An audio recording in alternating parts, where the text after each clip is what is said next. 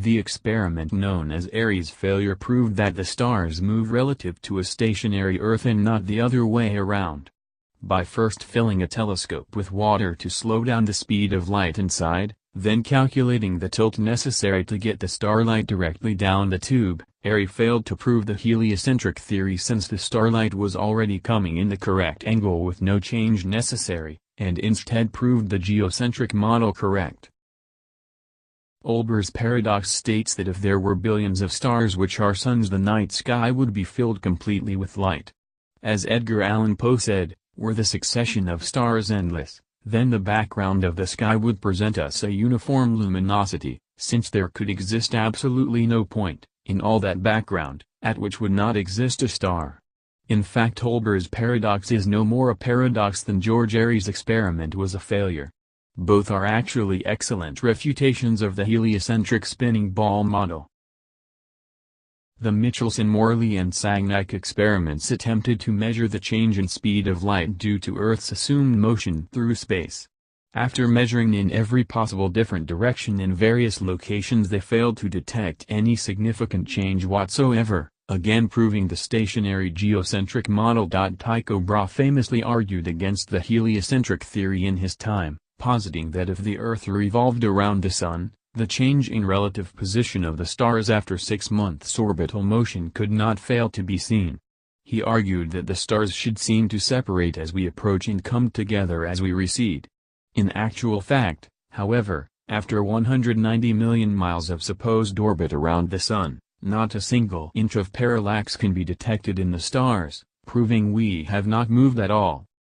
If Earth were truly constantly spinning eastwards at over 1,000 miles per hour, vertically fired cannonballs and other projectiles should fall significantly due west.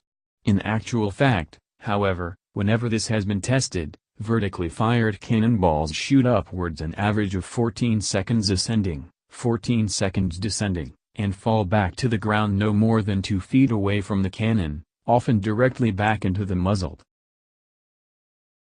If the Earth were truly constantly spinning eastwards at over 1,000 miles per hour, helicopters and hot air balloons should be able to simply hover over the surface of the Earth and wait for their destinations to come to them.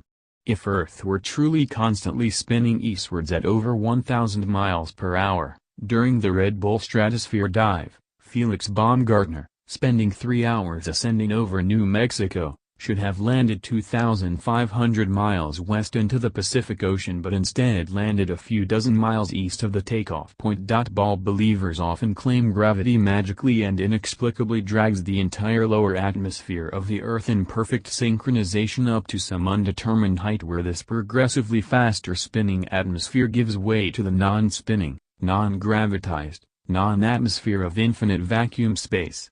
Such nonsensical theories are debunked, however, by rain, fireworks, birds, bugs, clouds, smoke, planes and projectiles, all of which would behave very differently if both the ball Earth and its atmosphere were constantly spinning eastwards at 1,000 miles per hour. To quote relevant Thomas Milnor, in the southern hemisphere, navigators to India have often fancied themselves east of the Cape when still west, and have been driven ashore on the African coast, which, according to their reckoning, lay behind them. This misfortune happened to a fine frigate, the Challenger, in 1845. How came Her Majesty's ship Conqueror to be lost? How have so many other noble vessels, perfectly sound, perfectly manned, perfectly navigated, been wrecked in calm weather, not only in dark night, or in a fog, but in broad daylight and sunshine, in the former case upon the coasts, in the latter, upon sunken rocks, from being out of reckoning? The simple answer is that Earth is not a ball. Practical distance measurements taken from the Australian Handbook, Almanac, Shippers and Importers Directory state that the straight-line distance between Sydney and Nelson is 1,550 statute miles. Their given difference in longitude is 22 degrees 2 minutes 14 seconds. Therefore, if 22 degrees 2 minutes 14 seconds out of 360 is 1,550 miles, the entirety would measure 25,182 miles. This is not only larger than the ball Earth is said to be at the equator, but a whole 4,262 miles greater than it would be at Sydney's southern latitude on a globe of said proportions.